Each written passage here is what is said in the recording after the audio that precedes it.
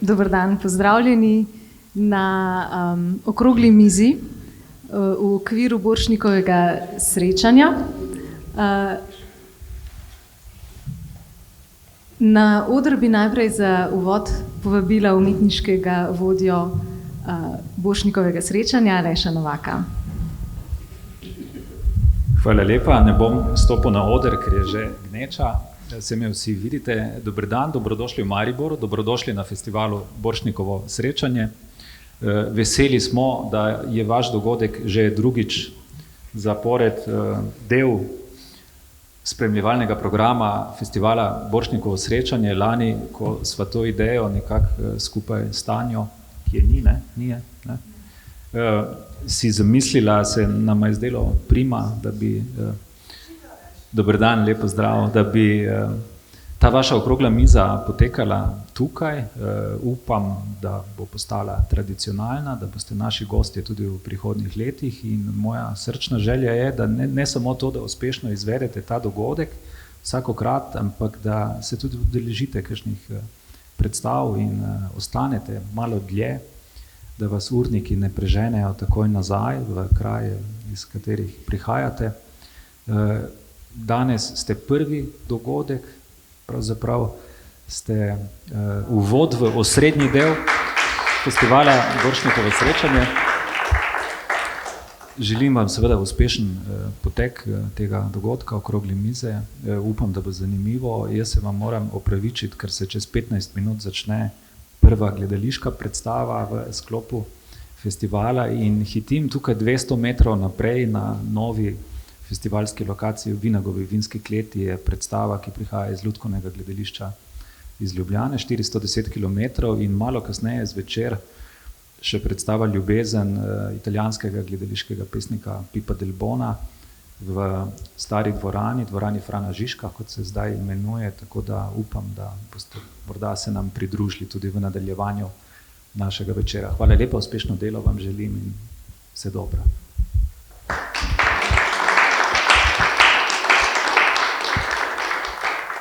Hvala lepa.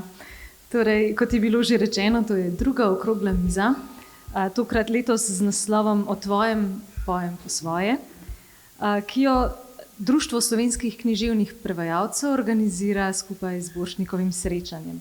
Lani se je Ana Perne pogovarjala z Urško Počerne, Mojco Kranjc in Aljo Predan o prevodni dramatiki med arhivom in odrom.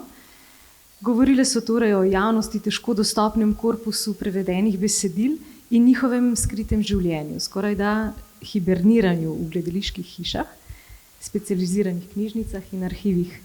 A če smo lani govorili o prikritem šepetanju dramskih prevodov, letos na ves glas stopamo naravnost na oder, na prepono, podajamo se v tematiko prevajanja za petje, kot pač nam poveže naslov.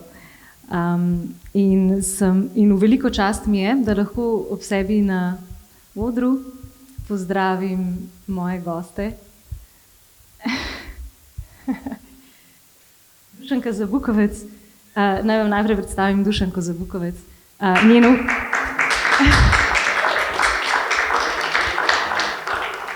Njen opus obsega več kot 200 prevedenih knjižnih del, od literarnih umetnin klasikov do prvega dela zgodovinske trilogije, to je najnovejše, o Thomasu Cromwellu, Wolf Hall, britanske pisateljice Hilary Mantel.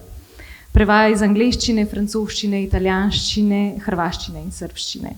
Bila je v prvi skupini ustvarjalcev RTV Slovenija, ki se je lotila sinhronizacije tujih risank v slovenščino. Med risanimi junaki, ki so dobili slovenski glas po njeni zaslugi, so recimo Smrkci. Za nacionalno TV hišo je prevedla več kot 2000 celovečernih filmov in oddaj in za svoje delo na področju filmskega in televizijskega prevajanja prejela nagrado Bride Lipovšek za življenjsko delo, ki jo podeljuje Društvo slovenskih filmskih in televizijskih prevajalcev. Del njenega ogromnega opusa pa so tudi prevodi libretov in to tako za nadnaslove kot za petje. Ob njej na levi sedi Jani Kovačič, vsestranski glasbeni ustvarjalec, kantavtor, literat, profesor, filozof, humanist, avtor več kot vsaj 100 pesmi različnih zvrsti Njegov najudarnejši hit je Delam. Ob vsej raznolikosti šansonjerskega in kantavtorskega ustvarjanja se ga zadnje čase baje manj najde na ploščah, bolj pa na koncertih. A če vseeno omenim vsaj zadnje plošče, so to Orfej iz pekla z uglasbenimi prevodi lagerskih pesmi Aleksandra Kulisijeviča, potem Vitomil Zupan, šlagerji in pesmi iz zapora in Ženske štorije. Pred kratkim, marca letos, je izšla še knjigozvočnica prevedenih popevk in teatrskih pesmi Đorđo Gavršik. V prevodih Mirana Košute. Že pojutrišnjem, v sredo ob 20:30, pa lahko Janija Kovačiča skupaj z Vito Mavrič ujamete tukaj, na odru dvorane Ondine Ote Klasinc na koncertu Kontra Alba.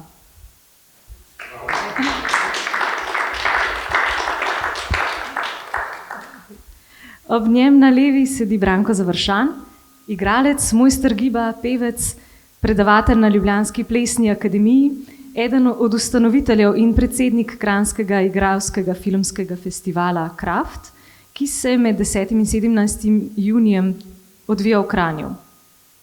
Poleg tega ne bi naštevala vseh nagrad, ki predstav in vlog in tako naprej, bi pa za ta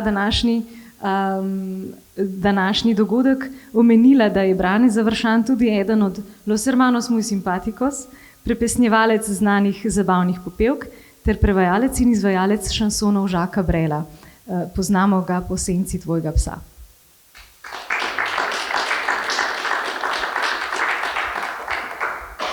Tukaj ob meni pa sedi Benjamin Virc, muzikolog, raziskovalec, prevajalec, operni dramaturg in kritik. Najpogosteje sodeluje z Mariborsko opero, tudi z Borštnikovim festivalom, se pravi srečanjem, in pripravlja doktorat iz prevajanja libretov.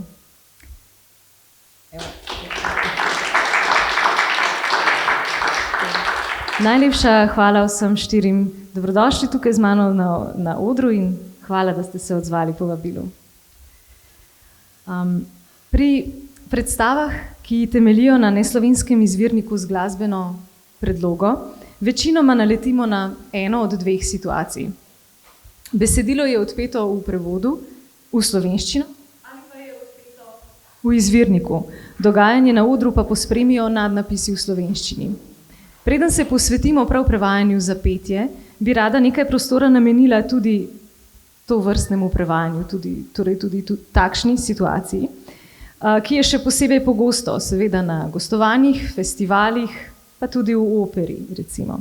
Že nocojšnja predstava, prej omenjena Amore Pipa del Bona, ki bo sledila naši okrogli mizi, bo, tako kot ostale gostujoče mednarodne predstave na Borštnikovem srečanju, nadnaslovljena v slovenščini in angleščini. Dušanka Zabukovec, zaupali ste mi, da trenutno pripravljate dvojezične nadnapise za musical Lepotica in zver Zagrebškega mestnega gledališča, ki bo v začetku julija na Ljubljanskem festivalu.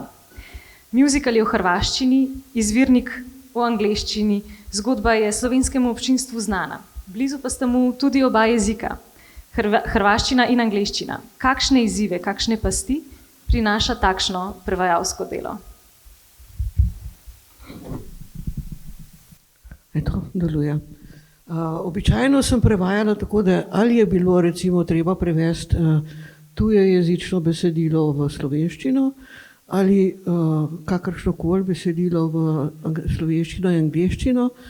Tukaj se je pa drugače odvijalo, ker recimo Disney, ki je producent prvotne glasbene revije, vedno zahteva najprej prevod v lokalni jezik domorodcev, potem prevod nazaj v angleščino, pri nas pa pride gostovati Zagrebško gledališče Komedija in oni pojejo v hrvaščini.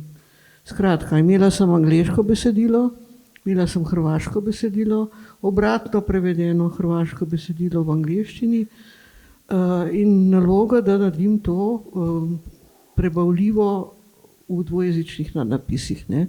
Zdaj pa, kako se človek odloči?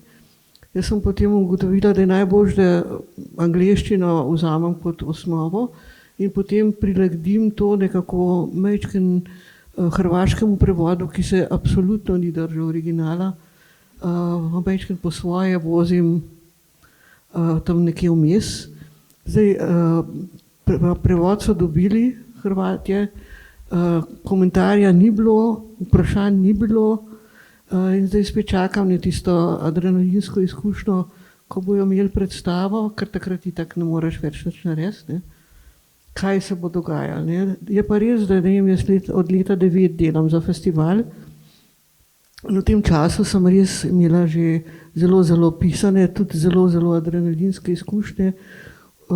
Recimo to, da sem morala dajati kitajščino v pripombe, zaradi tega, da so lahko Kitajci sami podnaslavljali, drugače so pa peli v italijanščini. Ne.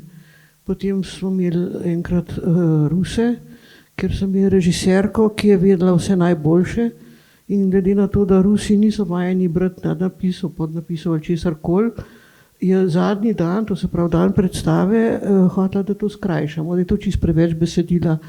In čim bolj smo ji dopovedovali, da slovenska publika, pa tudi mogoče evropska publika, ki prihaja kot turist, recimo sem, da bojo znali to prebrati. To je bilo čist odveč govoriti, kar ni verjela. In potem kaj je naredila? En nadnapis je pustila, enega črtala, enega pustila, enega črtala. In potem mi je kolega, ki prevaja ruščino, je rekel, vse v redu, sam tole pa ni bilo vse preveden. Ne? Jaz sem rekla, ja, je bilo, samo tisto, kar je pa manjkalo, to pa ni bilo po naši krivdi. Ne? Tako da je pa baš recimo izkušnjo zvezdniškega igralca, ki napoveduje predstavo, ti imaš prevod pripravljen, pesmi so pripravljene, samo on se svojega teksta ne nauči. Tam pa nimaš v bistvu kaj narediti. Skratka, potem direktor reče, tole ne bomo dajali in vrže ven. Ne. Delo odveč. Skratka, res so adrenalinske izkušnje. In tudi, če pridejo recimo tujci sem, recimo z muzikli, imajo vajo za glasbene točke, ki stojijo, nimaš tam kaj mimo dart, nimajo pa vaje za govor, v katerem se pa prilagajajo gledalcem. Če gledalci se odzovejo na predstavo, oni spreminjajo. Ne. Tam se pa potem veselje neha. Ne. Skratka, žive predstave so vedno zelo adrenalinske. No. Zdaj bomo videli, kaj se bo dogajalo s temi Hrvati. Ne. Je pa res, da imaš pa najboljši so muzikli, ki imajo samo pesmi. Tam nimaš kaj mimo dart, ne, in tam se počutim jako fino. Tam sem se zelo pripravljena podpisati. Super. In če recimo primerjava s prevajanjem za petje, je recimo prevajanje za petje tudi tako adrenalinsko ali pa kakšne specifične pravzaprav zahteve prinaša prevajanje z zavedanjem o tem, da bo prevod pet v primerjavi z nadnaslavljanjem? Ja, nadnaslavljanje je pozitivno takrat, kadar je kodirano. Tam ga pač prilepiš na sliko tam, kjer mora biti in to je to. Če pa pojejo, potem je pa treba seveda se držati stopic pesniških pravil in tako dalje. Tako da tisti je v bistvu pa tudi fino. Zdaj, če ni dober pevc, Bog pomagaj. Ne? Ampak načelno naj bi to delovalo. Je pa seveda ta način prevajanja za te dve, za ta dva medija, no, čist drugačen. Ne? Ker žal pri nadnapisih, podnapisih te zelo ovira to, da recimo včasih imaš počasno besedilo, se da previti, lahko bi v bistvu tudi pel tisto, kar je prevedeno. Ne? Če so pa hitri teksti, če to hitro teče, imaš počasih po 4 verze v enem nadnapisu. Ne? Tam pa tega ne moreš narediti, moraš strniti tekst v tisto, kar lahko ponudiš. Ne? Ker če ne moreš prebrati, je vse en, če ni. Ne? Ja, res je. Pa če greva zdaj naprej s kakšnim vprašanjem, recimo Jani Kovačič. Ja, Vi ste napravili tudi sami par prevodov šansonov in tako naprej. Res je, ja. Res je. Vprašanje 17. Dela. Se slišimo vsi? Ja? Ja. Kdaj ste zadovoljni s prevodom? Kdaj se vam zdi, da je prevod dovršen? Nikoli. Zelo iz preprostega razloga, ker prevod je vedno interpretacija in zdaj je lahko enkrat boljša, enkrat slabša. Ne? Recimo primer, tole sem prinesel s sabo, Viona, ki ga je prevedel Menard, ne?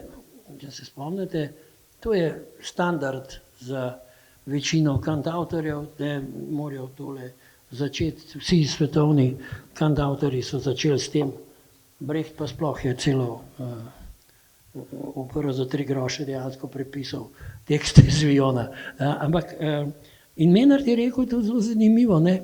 Tam, ko je avtor mečkan, mu ni šlo najboljšega, lahko prevajalec popravi. Ne? In to je kar polemika bila z Menardom. Mi smo to izvajali in je izjemno spevno in tekoče. Se pravi, stopica laufa, ritem laufa, rime so v redu in je res, kako bi rekel, teče.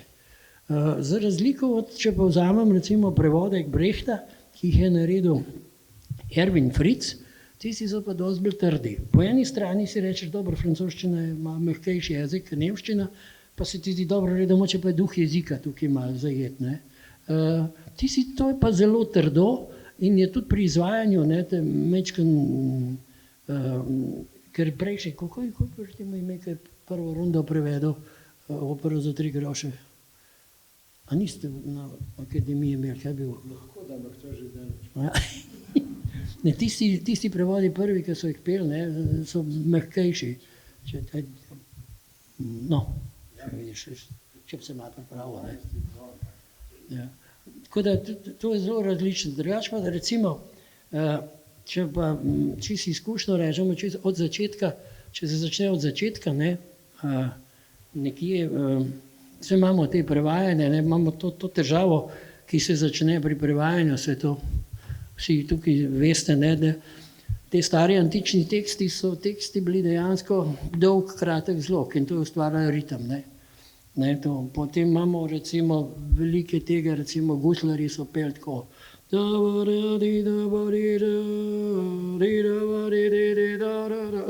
tako enolično, ne, ampak v tekstu so se pa klali, pa ljubili in tako naprej.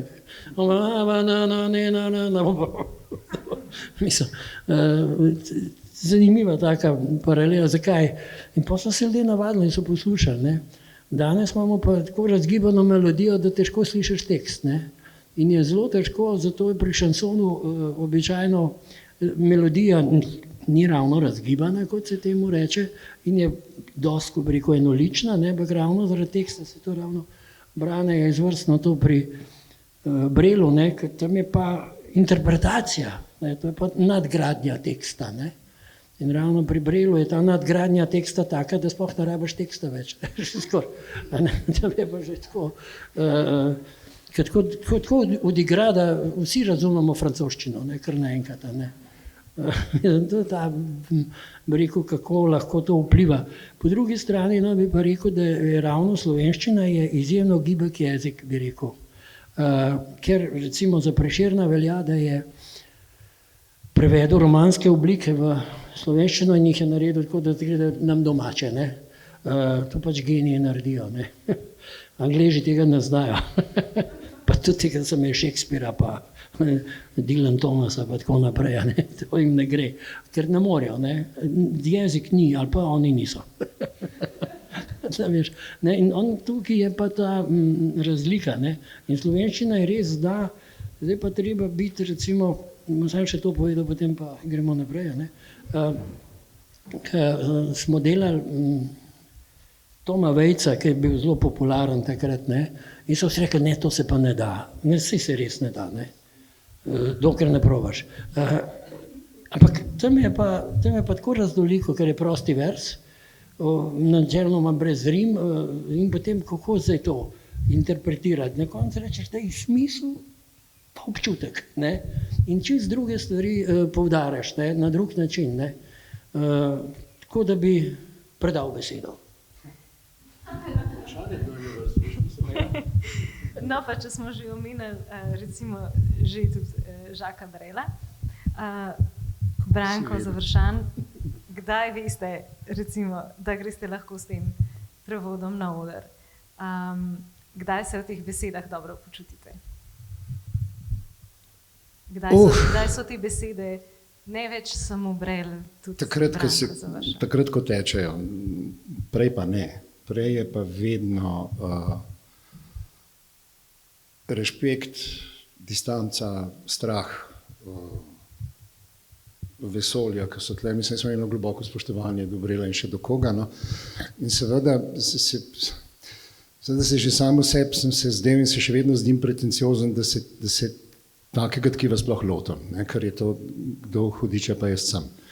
Ampak pa tako, ki je Jani rekel, to mi je Boštjan Narat, mi je enkrat ko film, je seveda ti igravci, oni se pač z interpretacijo ven vlečejo, ne, se je drugačni, boh je kaj. Ampak je pa res, da glih ta interpretativna, oziroma ta interpretacijska nota, mislim, da je tle tista, ki me malo rešuje, ne, tle sem pa vse malo doma. Škoda. Tisto, kar je seveda, se mi zdi nujno potrebno, seveda tle, tako kot si že Jani, ti namigno, kot si pač trdil in to drži, da je seveda peta beseda teže razumljiva iz kakršnega razloga. Že Frank Zappa je rekel, če jaz hočem kaj, da ljudje slišijo, jaz govorim. On ima ogromno parlanda, ne prav zaradi tega. Pol je pa tako, ko praviš, kdaj se dobro počutim, takrat, ko pesem teče, takrat ja, ne, ker je pa meni tudi toliko sugestivna, verjetno to kot za publiko samo, ker je seveda celotna zgodba in gre dobesedno za podoživljanje zgodbe, ker je zelo, zelo jasna, ker je zelo narativna, ker ni. Zdaj tle mogoče še en korak nazaj, takrat, ko sem najmanj užival. Saj je bila draž, ne, tako, ker praviš, se ne da, seveda se da, samo vprašanje, če bo dobro, ne, da se pa načelno vse.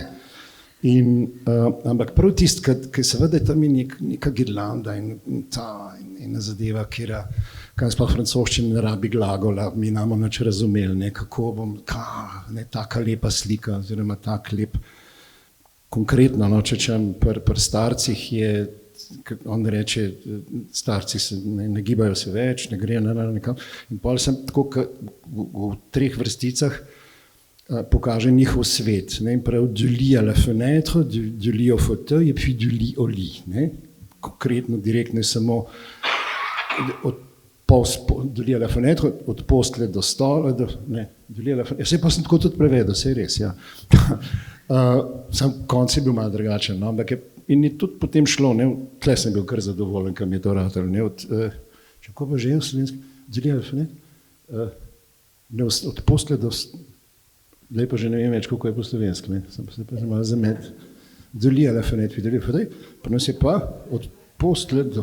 Ustane do okna? Ustane, ja, ne od postelje, hvala, ja. Ustane do okna, ustane do stola, ne ustane več, le leže spet, tako hvala. Je moral biti en glagol, ja, seveda, da ja. Tako da takrat pol, ne, če gre malo nazaj, tiste pa, takrat pa seveda je ena draž, ka si rečeš, ne, si to ne gre, ne, potem pa je pa seveda tudi to, kar verjetno vsi počnemo. Če ni v prvi strofi, ne, tam en vozel, ja, ga pa v drugi nared, ne, se vse, mislim, nekje tisto, kar je presežno njegovo, poskušaj pač nekje drugje, no. Super, hvala. Torej, omenili smo že stopice, ritem, melodijo. Dušanka Zabukovec, recimo, če povzamete, na katere dimenzije besedila morajo biti prevajalci libreta še posebej pozorni? Če lahko v mikrofon, prosim. Najprej na ritem, ker recimo tudi, če prevajaš kakršnokoli stvar, če ne bi bilo peto, mora biti v ritmu. Če tega nisi naredil, potem je čist brezupno, ne. Je pa res, da recimo, prej sem se spomnila, ko je Jani pravil, kako vsi razumemo francosko, če poje Brel. Če pa vprašaš mizokoslovca, potem pa je recimo zlasti tiste, ki so Wagnerjevi verniki, je pa čisti greh, da bi si drznil to božansko besedilo v nemščini prevajati v tak primitiven, kot je recimo slovenščina, ne. To bi moralo biti absolutno v nemščini. ker pač vsi to razumemo, ne, ker smo dovolj globoki, da razumemo, ampak jaz si potem včasih mislim, verjetno sem preplitvama, zame je še luža pregloboka. Ne. Skratka, če ne razumeš nemščine, pač ti ne pomaga nobena globina, pač je še tako wagnerijanska. Čeprav oni bi prej prijeli za pištolo, če bi ti hotel to prevajati. Ne. In to smo imeli vedno bitke z njimi, samo ko on reče, nema razgovora, je pač nema razgovora. Ne. Potem je najboljše, da se ne oziraš na to. Ja, mora pa biti v ritmu, recimo, ker je tudi v nadnaslovih, podnaslovih, čemrkoli, kjer moraš strniti tekst, zato da gre noter, da se ga da prebrati, ritem mora še vedno ostati. Ne. Če niso rime, je manj pomembno, ker ti recimo ekrana ne obračaš nazaj, ne greš gledati, da se ta prvi stih ujema s tistim na koncu. Mora pa biti v ritmu. Tako poješ, da to ni moteče. Ne. Sam pri sebi, recimo, jaz sem ravno za risanke, ne, za smrkce ne, ker tam pač niso peli, ampak za fracke pa najbolj sem uživala, ko sem si dala slušalke gor in sem potem krulila zraven tiste tekste, ker če jih jaz ne bi znala zapeti, potem jih tudi igralci ne bi mogli. Ne. Sicer sem od otrok slišala, a ti misliš tole še dolg? Ampak je pa poseben užitek. Ne. Tudi igralci, tisti, ki so najslabši peli, so najbolj uživali, če so to lahko počeli. In še nekaj je, vsi smo najbolj uživali, veliko bolj kot tisti, ki so potem to gledali, ko je bilo že zgotovljeno. Ne.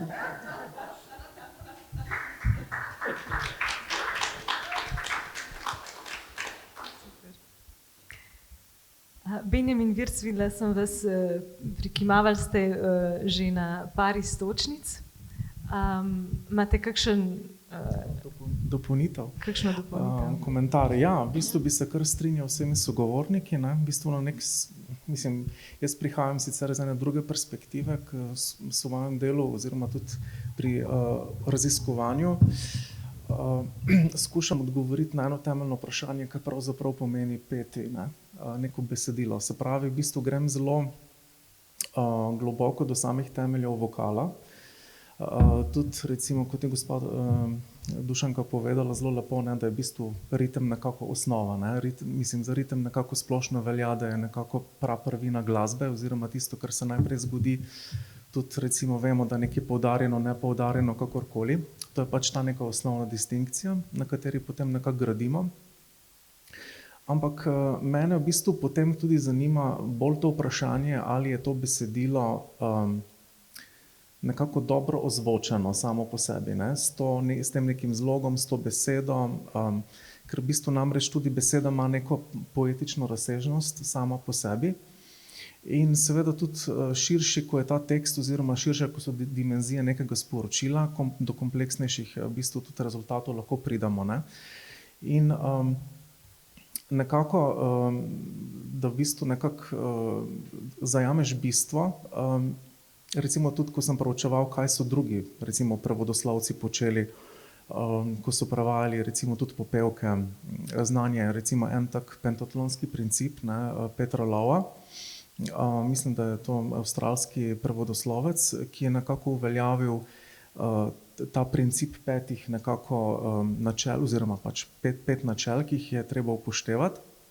Prvo je nekako sense, se pravi smisel, drugi potem nekako singability, torej spevnost, tretji potem ritem, naturalness, se pravi naravnost, nekako pač v kontekstu, neka naravna danost situacije in potem rhyme, ne, kot rima, če je ali pa ni. Ne.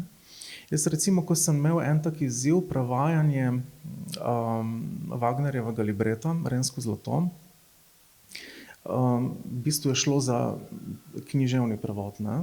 Se pravi, ni šlo za pevski prevod, ker tam bi moral upoštevati tudi v bistvu samo nekako omejitev recimo pesniške stopice in vse strukturo, tudi recimo Wagner ima ogromno nekih aliteracij. Sem potem šel nekako bolj na to poetično noto, ne? Se pravi, da bi ga nekako čim bolj zvesto oziroma v tem duhu njegove poetike, nekega pač tega njegovega univerzuma, približal slovenski javnosti na nek način. Zdaj, če bi to, recimo, ko sem se tudi lotil konkretno tega prevajanja, ne, v okviru tudi svoje dizertacije, sem tam prišel do nekakšnih drugačnih zaključkov, ampak se mi je vseeno zdelo, da pa mogoče ta poetičnost je vseeno nekje ostala. Ne, se pravi, glasba, ki govori nekako tudi že sama zase brez besedila, je v bistvu nekako tisti osnovni indikator, da prevajalec, kdorkoli pač, no, če se želi poglobljeno s tem ukvarjati, išče, če je seveda to možno, ne, ker recimo ne vem, kako bi recimo kakšna finščina zvenela, ne, recimo Wagnerov finščine, to bi bilo po mojem dokaj težko, ampak recimo, no, bi se mogoče tudi dalo kot teoretsko premisliti.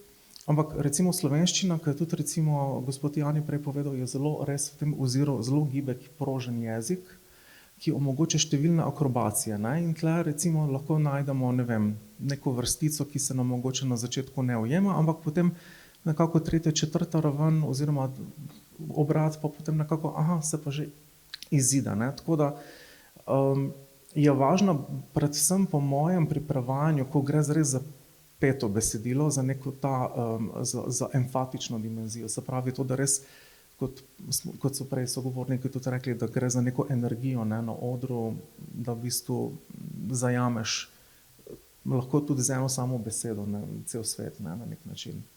Tako da to se mi zdi nekako zanimivo, ne, seveda so še pa tudi drugi parametri, ne, recimo jaz sem recimo za te svoje raziskave tudi razvil nekako svojo metodo. Izhajal sem iz šenkerjanske analize in sem šel res v to recimo detekcijo samih vokalov, recimo samoglasniške verige, kako se prelamlja, kakšne so možnosti recimo eksplozivnih, implozivnih zlogov. Tako da mislim, z tega vidika sem kar proučeval te stvari, ne, dokaj poglobljeno in tako približno dobiš nekako občutek, kaj naj bi počel s tem besedilom, čeprav je vedno potem še nekako prevajalčeva arbitrarna presoja tista, ki nekako odloča, a sem zdaj že s tem zadovoljen ali nisem, a bi še malo to dodelal, a se da kaj. Pa mislim, da je potem najboljše to, kar je tudi gospa Dušanka rekla, da si začneš tekst preprosto peti. Ne, se pravi to, da ga v bistvu v praksi preizkušaš, a to zdaj v redu zveni. Ne? Recimo Čajkovski je znano, da je delal na ta način, on je komponiral, v bistvu vsej verjetno tudi drugi skladatelji, Mozart isto, Verdi tudi, da so si požvižgavali melodije in pač tekst je bil dan, libretist je napisal neko besedilo in skladatelj je toliko časa v bistvu iskal neko melodijo, ki se je usedla na ta tekst. Ne? Mi pa zdaj delamo tle ravno po obratnem principu, ne? Se pravi imamo dano melodijo, ki naj bi jo bolj ali manj pustili nedotaknjeno, ne? To je tudi mogoče kakšno vprašanje, ki so dopustna, recimo, da se kakšen zlog pa lahko kje naredi kakšna diminucija ritmična ali pa mogoče augmentacija, da kakšno stvar zvežeš, pa narediš samo en zlog iz dveh. Ne? Tako da to so mogoče taka odstopanja, ne? Tu se še da kaj narediti. Tako da to nekako. Okay. Zanimivo. Kakšni pa bi recimo še ostala malo pri vas? Recimo, kakšni so razlogi ob vsem tem delu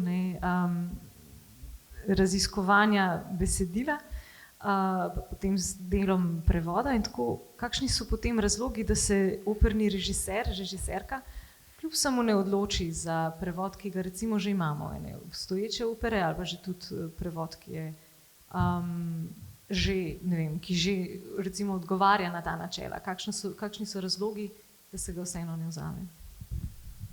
Ja, recimo jaz zdaj tudi v teh svojih 8 analizah, ne, ki jih imam za dizertacijo, imam tudi kar nekaj prevodov teh naših starih mojstrov, recimo Nika Štritofa, Antona Štritofa, pač očeta njegovega, ne, ki je nekako tudi začel s tem bolj, bom rekel, intenzivnim prevajanjem, čeprav mogoče bolj s tem šolskim nekako principom. Potem Niko je nekako to izmojstril, ne, v to neko kleno slovenskost, bi jaz temu rekel. No. Potem pa seveda tudi Smiljan Samec, ne, je tudi ogromno prevajal. Ne, v bistvu operne librete, se pravi, je naredil pevske prevode, ne, se pravi, da so se libreti lahko peli. In recimo tudi ta neka slogovna analiza, ki sem jo tako naredil, je pokazala sledeče, da v bistvu so nekako ritem oziroma tudi sama recimo neka zvočnost je nekako zajeta, mogoče ta estetska plat pa včasih pa tudi mogoče semantika nekako najbolj ne ustreza, se pravi povednost, ne, oziroma ta smisel, ki je izvorno nekako tudi zamišljen libreto. Seveda to je tudi logično na nek način, ker se kulturne okoliščine, družbeni kontekst se spreminja, tudi družbene reference. Danes recimo zelo težko prevajamo za mladino, ne vem, pa govorimo o nekih stvareh, ki so bile znane 50 let nazaj, ne. Otrokom ni to več nekako blizu, ne. Zdaj recimo trenutno pripravljam tale prevod, pevski prevod Knjige v džungli, ki sta ga napisala skladatelj Giovanni Sollima in libretist, ki je tudi režiser, Pier Francesco Maestrini in bo oktobra premierno izvedeno tudi v SNG Maribor.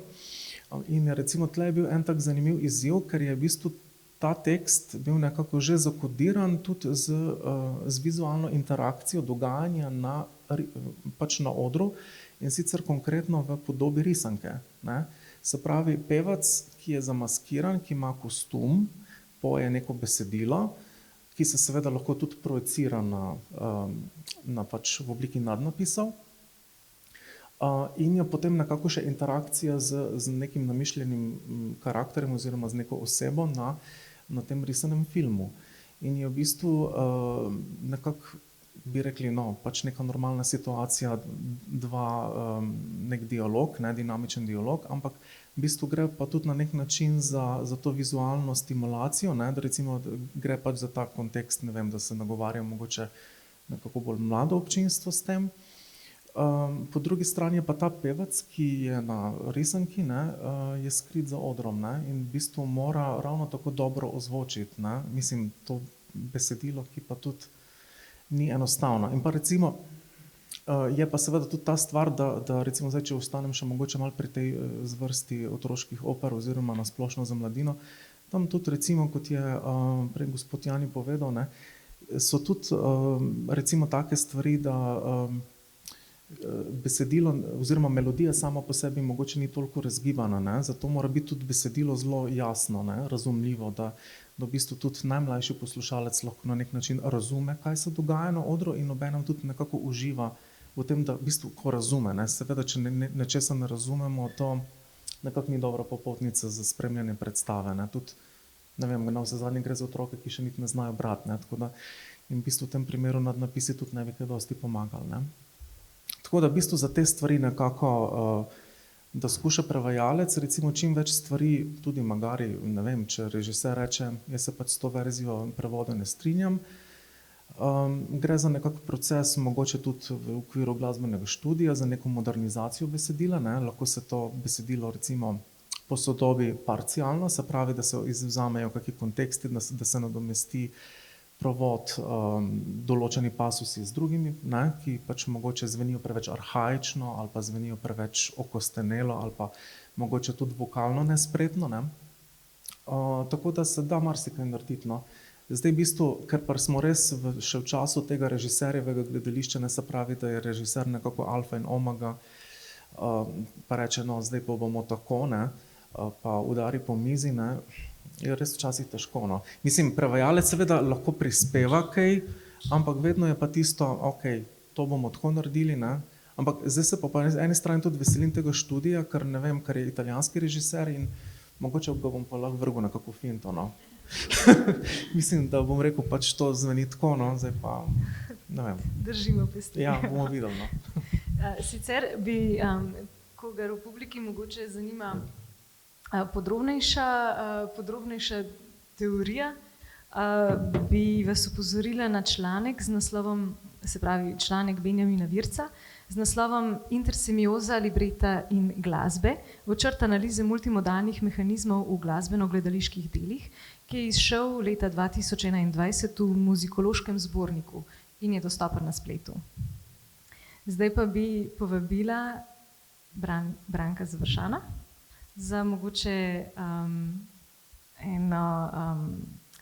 enega od prevodov Žaka Brela.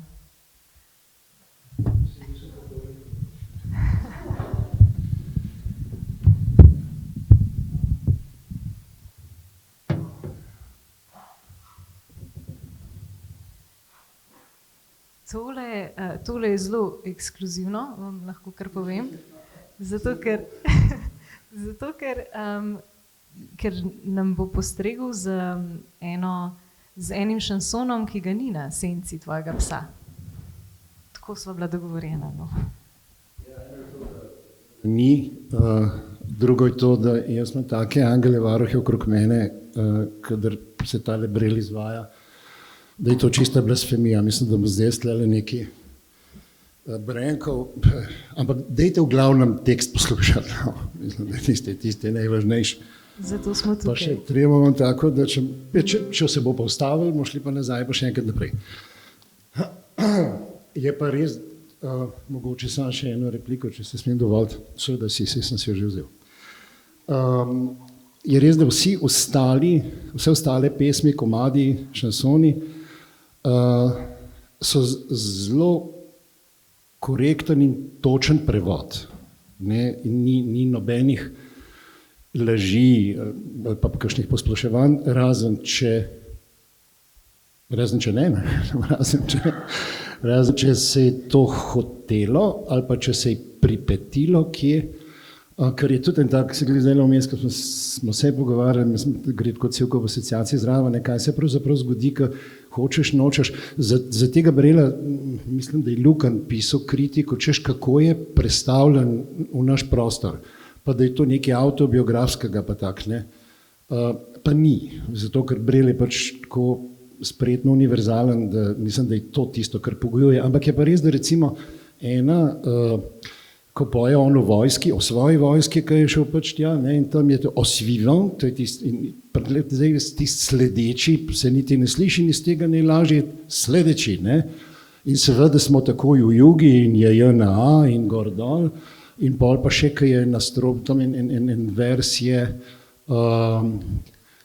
neki bratstvo, ne vem, ne spomnim se zdaj, no, prisegam vam na glavo in tripru bratskosti, ne, in to kao, to je pa bratstvo in edinstvo, ne, liberté, fraternité, egalité, mislim, se pravi čisto legitimno, ampak z eno besedo smo bili tukaj, ne, ni bil kaj, pa kako je Branko trpel v vojski, pa to, kar je mogoče do neke mere res. Mislim, da se bom manj tresel, čem več govoril, pa.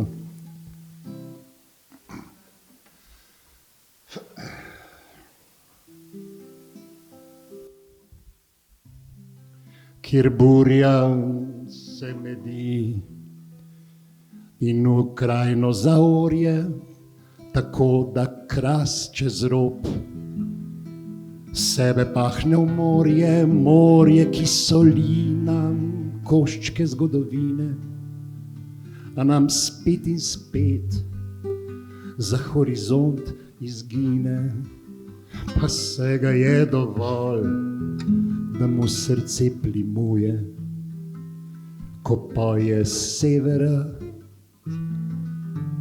takrat veste, da tu je pokrajina, kjer sem doma. Nebo se vkoplje v tla, da gore se izgubijo, nebo, ki se vsivi v lastno melanholijo, nebo, ki grize v tla, da zemljo razčetveri, nebo ponižano, kdo mu lahko zameri, ko končno veter phe, kot bruhanje preroka. In pod zahodnikom poslušajte, ko poka pokrajina, kjer sem doma, in cerkev sred jezera, kot edini otok in naš veletok, je malo večji potok, potoki krmijo doline in globeli, da bi nam tja v mraz gozdovi zardeli, pod snegom pa dan soncem kopni, ko veter liže noč, jo je moč slišati. Pokrajino, kjer sem doma, z vzhoda pa vihar pripiha Šel je krpanen daleč od kresov, lipa le obstane, zavedno si njen list, zadrev identiteto, da bi le našla nekaj, kar ji bo sveto. Jugo pa mehko buči v dolino Soče, da bi njen val izmil, česar pozabiti ni mogoče. Pokrajine, kjer sem doma, in vsi ti Janezi postanejo Giovanni, potem spet Johani, na kar Jugoslovani, nihče ni bratu brat sredi vojnih vihr. A kdo je izgubil? Nobeden ni prav ziher. Nič več ne bo tako, kakor svoje dni, saj že zahodnik jo znova slepi. Pokrajino, kjer sem doma.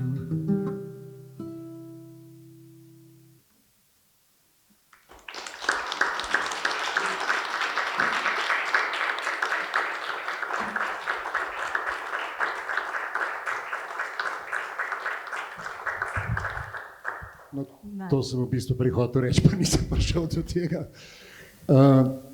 Tole pa ni konkreten prevod, no. Tole je pa zelo poslovenje, no. Ja mislim, da je to edini, no, kjer sem si to pač moral dosti rekel, ker smo prej rekli, ne, sej se ne da, ne, tega komada se ne da prevesti, tega se da edin prenesti. Ja. Najlepša hvala, Branko, za vprašanje.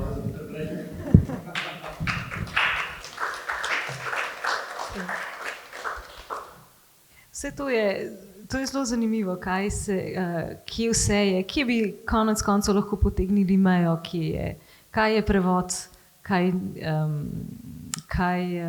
prenos, kaj adaptacija, ampak ja, včasih se Belgija lahko prevede Slovenijo. Ja, saj še marsikaj, mislim, to je tako fajn, no. Sploh, ko si prej Hermano se omenila, ne, pa mogoče ne samo tisto, se pravi takrat, ko začneš stvari manipulirati. In to lahko do vulgarnosti, do banalnosti, ne, če pač en band imamo, ko se fejst hecamo, ampak je pa res, da sem ene parkrat na koncertih probaval ene stvari čistko, najprej mečkam za šalo, ne, pa je bila tako neka istočnica, ne, kaj če bi Berlinguer dal za himno, samo drugo melodijo. Ne, a bi se zgodovina kaj drugače odvijala ali se ne bi, ne? Pa je pola, veš, bandiera rossa trionferà e viva il comunismo e la libertà, bandiera rossa, veš, da jokaš, ne možeš, bandiera rossa, veš, in je seveda manipulacija, ampak istočasno je pa to, kar je pa prav fascinantno, je pa to, da se zbudi ena občutljivost. A veš, in na vsem lepem, pa je bil pa enkrat, smo se pa malo bolj, pa nismo več toliko hecali, ker je bila Ivanka Mežanova na koncertu in mene je nekaj prešinilo, pa nekaj sem že prej probaval, pač to, da gre na neko melodijo, ne, gre pač nek drug besedil. In je bilo vprašanje, je treba zdaj partizanščino rehabilitirati. In seveda zdaj tukaj Uroš Rakovec je tam zraven in on začne prav lepo to zvočiti. In je, čakaj zdaj, da se spomnim, šivala je deklica zvezdo, oj zvezdo rdečo kot kri, in zraven si pela je pesem svobodnih je dni, potem naprej, ne, jutri gremo v napad, glej kako globoko je nebo, in publika joka. Zato, ker šment, ne, mislim, ker sprav vidiš balado, porka duše, enkrat imamo spet ko in mogoče malo bolj subtilen v pogledu to, da se je bilo tudi malo teksta prej, ampak da vidiš tam nekje v enem snegu hudiče te dekleta, fantje in te, ki so se šli prostovoljno glavo na tnalo, pa verjetno ne vsi za idejo, ampak za še kaj. Hvala. Hvala, zelo zanimivi primeri. Benjamin Virca bi lahko recimo takim primerom rekli, da se prevaja pač iz ene melodije v drugo, čeprav imamo isti jezik, imamo pa glasbeni prevod. Iz enega občutka v drugega. Ja, da se marsikaj. No, mislim, jaz sem se tudi kakšen teden, dva bil ravno na enem simpoziju, prevodoslovnem, ki je sicer imel tako izhodišče multimodalno prevajanje, se pravi multimodalno besedilo oziroma prevajanje multimodalnih besedil, kar v bistvu po domače pomeni, da imaš neko besedilo, ki je sestavljeno iz različnih komponent, se pravi kodov, semantičnih kodov ali semiotičnih, kakorkoli. Lahko vzamemo primer opernega teksta. Recimo operne partiture, imaš melodijo in imaš besedilo. In v glasbi recimo je ogromno primerov, recimo kontrafaktur. To se recimo reče tako, pač kontrafaktura, imaš neko fiksno melodijo, na katerega pač lahko podpišeš različno melodijo oziroma besedilo. Ne vem, to so delali z glorijami, alelujami, vse živo, no. In potem nekako tudi recimo, ne vem, v osnovi neko sakralno besedilo oziroma sakralna melodija lahko v svoj parodični obliki postane pač seveda z drugim besedilom nekaj povsem drugega, ne. To je pač tudi recimo, ne vem, madrigali recimo so tudi nekako znani, mislim, pač kot ena oblika, v kateri so se vnašale te različne prvine, čeprav so mogoče lahko uporabili isto melodijo recimo kot neko sakralno, ampak tudi potem se je to slogovno začelo vedno bolj nekako usmerjati v neko drugo teatraličnost, neko drugo performativnost. Tako da ja, marsikaj je možno, ne. In recimo ena tudi, ki je predstavljala svoj pač članek, je omenila, ravno na tem simpoziju, je omenila recimo primere glasbene modernizacije, arhaizacije naprimer, ali pa tudi recimo te zvrstne nekako, kako bi se temu reklo, da se privzdigne zvrstno, nekako, da narediš iz neke mogoče parodije nekaj bolj resnega in obratno, odvisno pač od konteksta, zakaj potrebuješ. Pol je dala recimo en primer, kako je na neko Handlovo melodijo Brahms naredil pač neko svojo variacijo in potem recimo še nek drug skladatelj, ki je naredil z tega nekaj bolj komičnega. In to je ona v bistvu interpretirala kot glasbeni prevod, v smislu pač modernizacije, seveda recimo nam sem blizu, pa tudi dobro poznani so taki primeri, ko se usedemo v kakšen jazz klub, pa vidimo, da vse neki malo jazzi, pa potem vidimo, ne vem, kakšno znano priredbo, neke melodije, recimo kakšne ABBE ali pa Queenov ali pa Beatlov, naprimer, sploh take zelo hvaležne melodije, ki so takoj imanentno prepoznavne, pa jih potem malo zarotiraš z nekim ritmom, malo zavajbaš po drugače, in je to lahko zelo zanimivo, Mislim, pač dosežeš neko drugo ciljno publiko, dosežeš neko povsem drugačno atmosfero, bolj sproščeno in mislim, da je to tudi nekako čar, lepota besedila, glasbe, da nekako, sploh recimo, če besedila ni, v tem primeru, imamo pač glasbo, ki se lahko sama prevaja, pretaka v karkoli pač poznamo, kar pač skladatelj hoče, A smem samo nekaj dodati? To, ko smo tudi v teatru skupaj počeli, ena stvar, ki so prej, recimo Krejan je načel, da šanson mora biti pač mogoče malo manj zahtevna glasba, zato da se tekst sliši. Fenomen pri tem pa je na poznano melodijo, da daš drug tekst, najprej to je pa narobe, ne, in hočeš, nočeš, publika posluša. Ne samo v smislu parodije, ampak recimo to, kar je bilo Bodi gledališče, in ko smo počeli, je prav tisto, dosežeš, tudi s petjem dosežeš publiko, hočem reči, dosežeš to, da publika posluša in sliši. Recimo, znanem, dosti manj je melodij, se pravi, kot pa tekstov. Naprimer, Internacionala, je šla ena knjiga, ki je približno večkrat skoraj 200 različnih besedil na to melodijo. In tudi, če vzamemo te kontrafakture, kot je on omenil, ravno naš kolega Dule, je recimo iz srednjega veka, to je zelo karakteristično, da se tam ponavljajo melodije, načeloma niti ne vemo točno, katere so te pramelodije, ne, če lahko tako rečemo, ampak se ponavlja in se seli to pač po tej od Provence, ne, Ile-de-France pa v Nemčijo in potem dalje. Ne. In to je zelo zanimivo, kako potem vsak po svoje tekst naredi nekaj zato, ker si niso dobro zapomnili, ne, nekaj pa zato, ker jim ni všeč. Ne.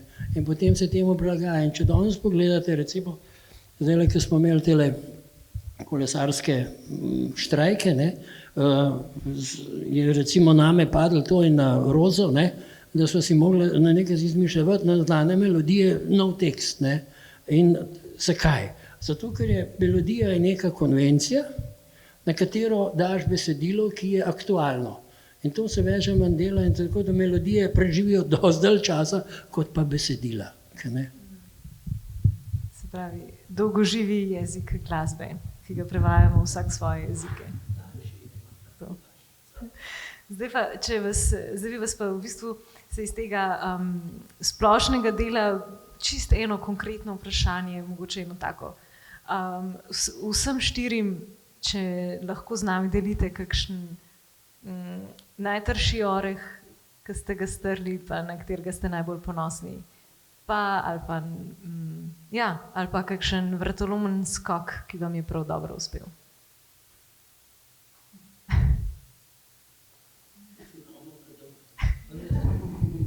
Ja, enkrat smo delali Kurt Schwitters, Anna Blume.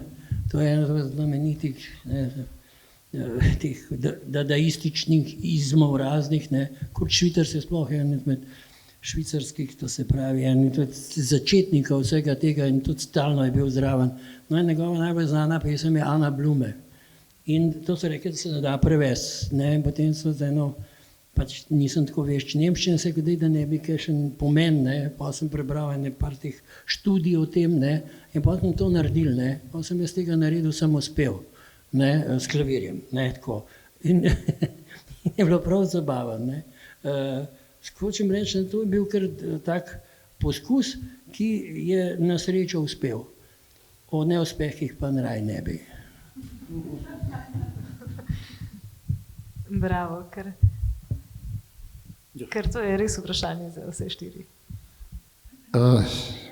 Jaz še nam rekel, da sem že kaj ponosen na to, ampak jaz mislim, da tako malo pravlično bom rekel, ampak sigurno 7 let se že bodem z Leom Ferrejem, z La Melancolie. In komatka je božanski, ker je že muzika je taka, da je res melankolična in že takoj, ko začne, to so tako v 2 vrsticah samo govori različne slike, kaj to je. Jud bare, bab, mucka ni domov, kuža pros za kost, ampak to je zdaj že banalno, zdaj kar govorim. Ampak vse skupaj je seveda ena taka mojstrovina, da tiskate, ti už mene, mislim, ne, in kje, to ne bo nikdar, ne bo rad. Res zadnjič, mogoče ne 3 tedne nazaj, mi nekdo reče, ti kaj neki, vse ko spet bo treba zagrist, ne, ker recimo, da sem nekje do polovice prišel, kar pridem domov, gledam računalnik in tako šment pa si, to že vse, ampak nisem hotel originala gledati, ne, ker če gledam original ni nič vredno, ampak čak pa si to pa šment, to pa celo nekaj je. Pa sem bil kar malo zadovoljen. Ne. Pa naslednji dan sem ga čakal, ampak se mi pa zdi, da je bilo pa nekaj vsem drugače. In pol odprem, in seveda nisem, sam prvo, pol gledam, pa je druga varianta, pa je tretja, pa jih je tam ne vem koliko. Rekel, no evo, sem spet nazaj. Ne. Spet ne vem, katero bi uporabil in kaj bi mešal in kaj ne. Ampak me je duš, da bo. Enkrat bo. In jo bomo posneli. Super, se veselimo. Zdaj, da so francoski šansonjerji na splošno tak oreh, ki se jih strašno radi, pa strašno z respektom lotevamo. Jaz se vidim, da sem delala Georgesa Brassonsa, ki mi je bil neskončno všeč. Žal samo za podnapise, bi pa zelo z veseljem ga delala tudi tako, da bi se dal pet. Sicer sem to omenila, namignila, da bi bilo, pa je naprav, to je pa pretežko, to pa kdo bo pa to pel, ne? Mogoče pa nekdo bo, ne?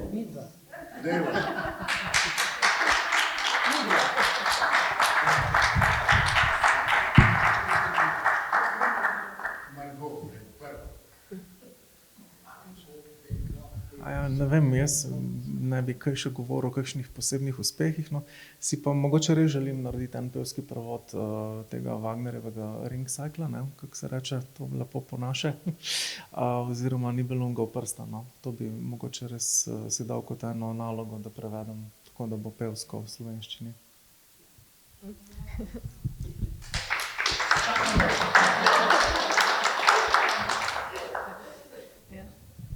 Zdaj skozi govorimo v bistvu iz dveh vidikov, ne? Mi, ki to gledamo kot besedila, pa muzikologi oziroma skladatelji, ki to delajo kot glasbo.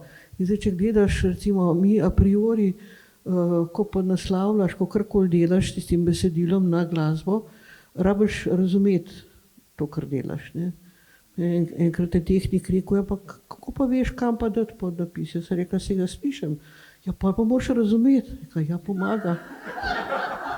No, ampak potem so pa recimo na festival prišli z eno opero, ki je bila prej narejena za ljubljansko opero. In potem nikakor niso prišli do tega, jaz sem zrihtala eno, da bi podaslavljala to, ki zna nemško, ker je bil pač Wagner, se vračamo k Wagnerju, ampak to ne. Tisti, ki delajo za opero, priredbo dela tehnik, ki ne zna. Sem ga reveža spravila čisto v gub, ker je rekel, pa jaz nisem prevajalec. Rekel, ja, sem dojela, ne. Vodi ga pa nekdo, ki se spozna na glasbo, ne, in mu dirigira. Ampak problem je v tem, da kljub temu je treba to razumeti, ne. Oni si označijo recimo vstope, tam, kjer ne bi potem začel se tisti tekst, s številkami, ne. Pač na noto imaš ti številko po vrsti, ne. Ampak tak je, naj bi to po notah delal, se je izgubil.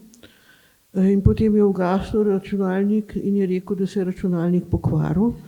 Potem smo rekli, da to pa ni v redu, ne, da mi bi pa še vseeno tisto 5-urno opero radi razumeli, mi, ki smo za globino luže, ne.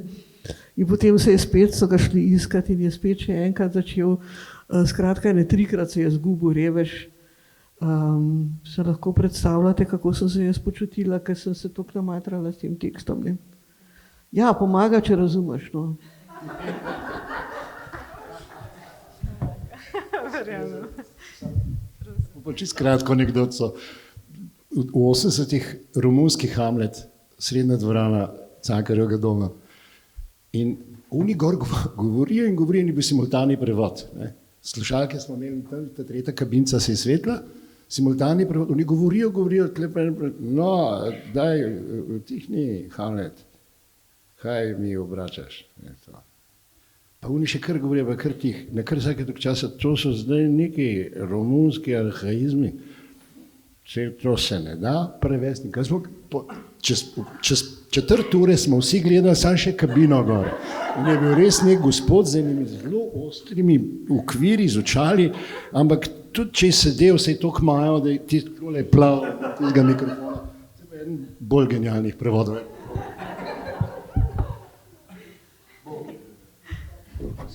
Tolmač je enkrat rekel, da on pa tako dobro obvlada francoščino, da lahko prevaja simultano, tudi če zraven karte igra.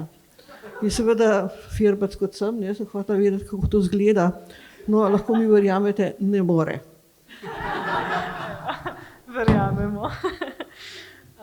Dušanka Zabukovec, prevedli ste tudi ogromno besedil, recimo za sinhronizacijo risank ali pa.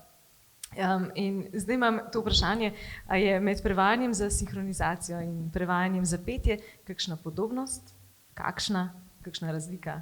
Jasno. Ja, jaz sem recimo za petje predvsem največ prevajala za risanke, ne? Ker je seveda dosti lažje, ker tisti pajaci tam ne pokažejo točno, kjer glas izgovarjajo, glavno, da se ti ujema s tem, ko tista oseba tam odpira usta, ne? Smo pa imeli serijo ravno tih Frackov, kjer je nastopal en človek. Tam se je bilo pa veselice konec, ne? Ker on je seveda zgovarjal tako kot risani junaki, ampak točno si videl, kjer glas je, kako to poveže. In to je približno tako, kot če igrane filme hočeš sinhronizirati, ne? tam recimo delaš prevajalca, ni prevod kar tako na blef in potem režiser polaga ta tekst na usta in ga spreminja v zvezi s tem, kako ta igralec izgovarja. Ne. Skratka, jaz mislim, da je kar precej razlike, precej pa tudi podobnosti. No. Na vse zadnje zatrega tudi na srečo je sinhronizacija 10-krat dražja kot podnaslavljanje in zaradi tega pri nas teh prevodov nimamo. Super. Lahko uživamo tako. Jani Kovačič, bi lahko zdaj mogoče malo več povedali, prosim, o tem zadnjem vašem projektu? Ja, ne da je skrbošče pred mikrofonom. Snima se, mislim, da zato imamo.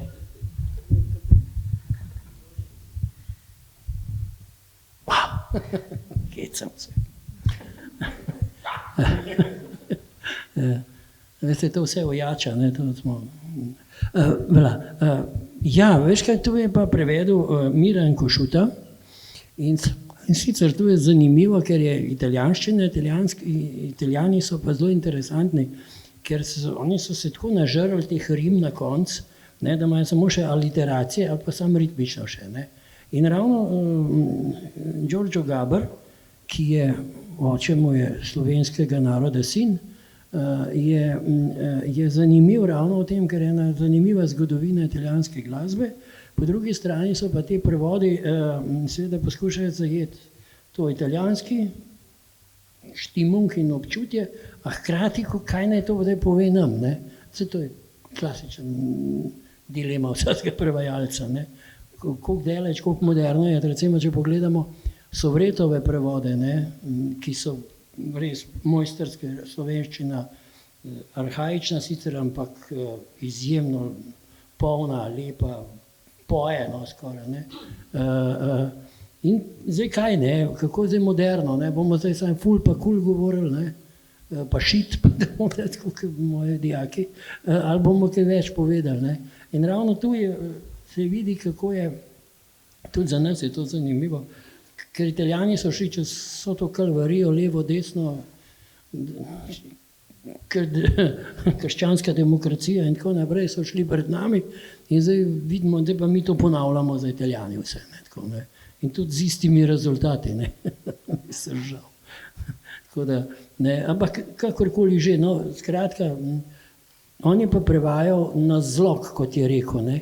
Zdaj imamo izjemno pomagajo pri tem, pri prevodih, če imate note zraven. Ne, to zelo pomaga, ne. Potem pa poudarke, pa tako naprej, pa kje lahko, Slovenci lahko rešujejo malo s kakšnim pa ne, vsake toliko časa, da se izteče, ne. Drugače pa, in to je zelo zanimivo, ker tukaj pa ima izjemno popolnoma drugače, vsaka vrstica, vsak vers nima enako število zlogov in tako naprej, to pravi, posod je enaka drugačna melodija, ampak v tej italijanščini to zgleda tako spevno, ne. Ne, tako, ne, to ni tako, kot reperji, ne, ko imaš dobo, potem pa presilijo tekst, da je enkrat je pentola, ne, enkrat je sam dva zloga, enkrat je 10 v istem časovnem, ne, pa imaš to, ne, ritmično, kako oni to govorijo, so zanimiv, ne. To je tako fajn, pa gledaš tisti tekst, pa vidiš, enkrat je kitica skoraj z lista pade družbo, ki pa poje, so pa vse enak dolge, veš, se zanimivo rešujejo to, no, vse je fajn to, po eni strani, no, tu je bilo pa malo drugače. Smo pa ravno zdaj prevedli enega, Reinhard May, je Maj, se reče, eni pravijo, je pa nemški kantavtor, ki je napisal eno pesem, ki smo tudi na teh kolesarskih štrajkih, je pa čist drug stil, ne, in tako naprej, ne, mogoče najbolj, koliko imamo še časa? Imamo zadost, dajmo eno slišati.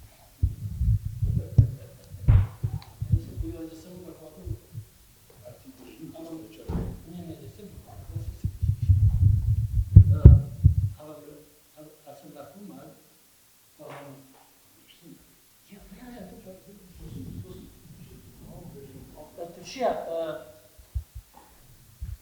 če lahko, no, bi zapel dve. Ja, jaz mislim, da lepo prosim. Iz tegale kompleta Orfej iz pekla. To je hit. Naslov je Auschwitz tango.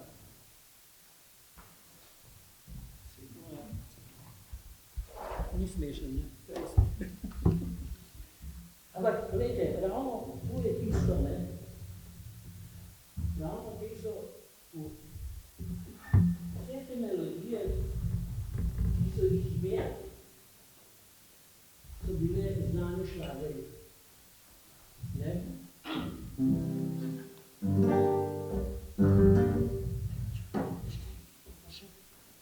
Boš očala vzel, da vas boš videl. Oproščeno. No, drugače, to je ena pesemca, ki je bila izjemno popularna, poljski tango je, bi rekla, taki suženski tango je bil naslov, seveda je bil ljubezenski takrat, tango je bil sploh pred drugo svetovno vojno, plesk je bil tako popularen, skoraj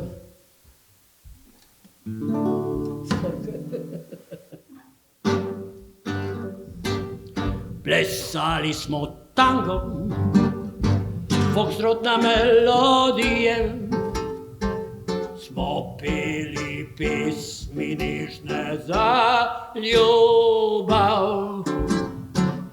Takrat pred vojno, glav polnih hrepenenja, mladost užili in mesta živžal. Zapoj mi pesem, dekle od njih minuli, saj zdaj nihče o tem ne poje mi. Daj poješ pesmi o taboriščih in dnevih in nočeh za žicami. Pleši Auschwitz tango pod rabljevim bičem, tale Auschwitz tango, saj sužen si hudičem.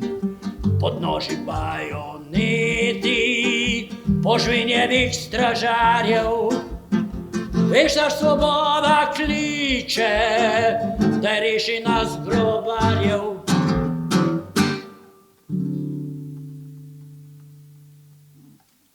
Takole so se rešvali takrat, ne? Ali pa... Tole. Ta je najbolj zaka nežna. Pa zašto? Ja.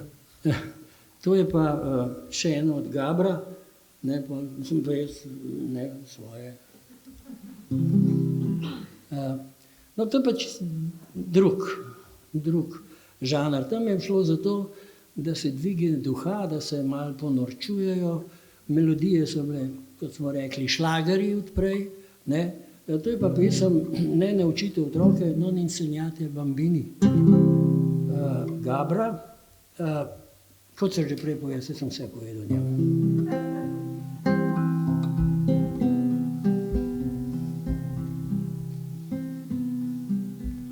Ne učite otroke, ne učite jih vaše morale.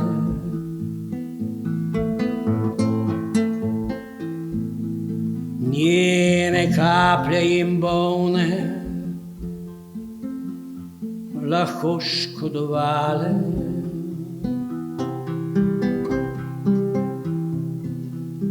Boste nespameti zvesti, če kar tako prepustite jih lažni zavesti. Misli ne hvalite nikdar, ki je bolj in bolj redka. Ne razkazujte vendar poti že preznanih. Če pa to res želite, jih le tega učite. Magije življenja.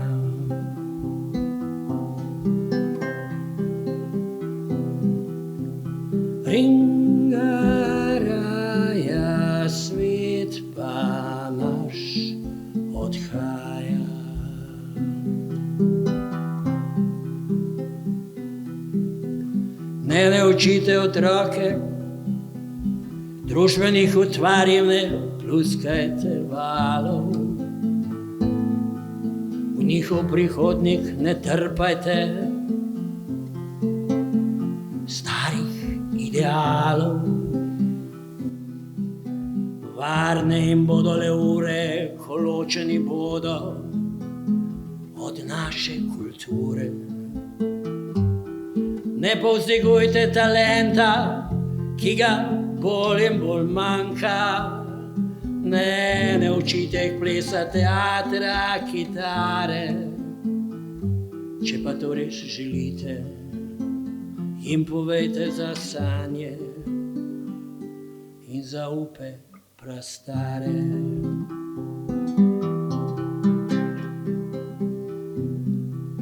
Ne učite otroke, ampak pojite vaš um in srce, ki vas greje.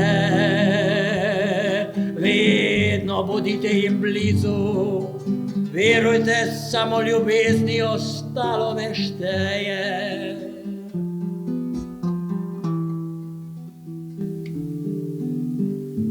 Ringaraja, svet pa naš odhaja.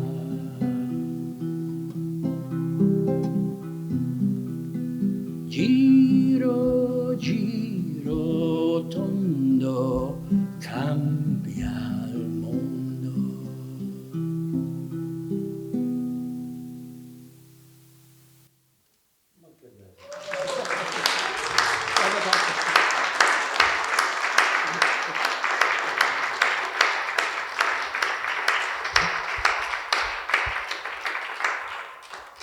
Najlepša hvala, Jani Kovačič.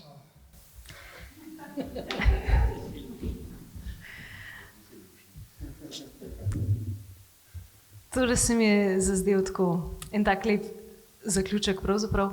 Tako da, evo, vas povabim zdaj vse skupaj na neformalno druženje, neformalna in formalna vprašanja ob sadju in rogljičkih. Potem ob 19:30 tudi ob otvoritvi razstave Alfa v prav tem poslopju. Alfa, portreti slovenskih igralcev, tokrat z vso eksplicitno izključujočnostjo moške slovnične oblike.